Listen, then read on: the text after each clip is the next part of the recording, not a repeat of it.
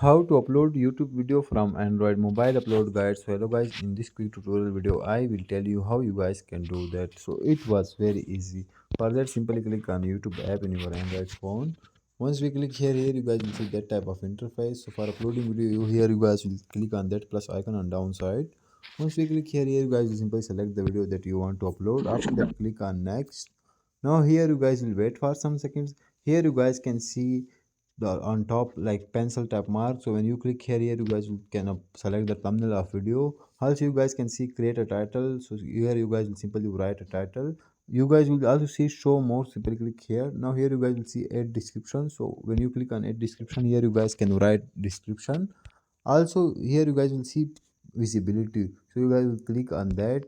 Here you guys can see unlisted, public, private. So simply if you want to public it, you guys can public it. Also you guys can select schedule. For example, you want to upload video tomorrow a specific time, you guys can select that time.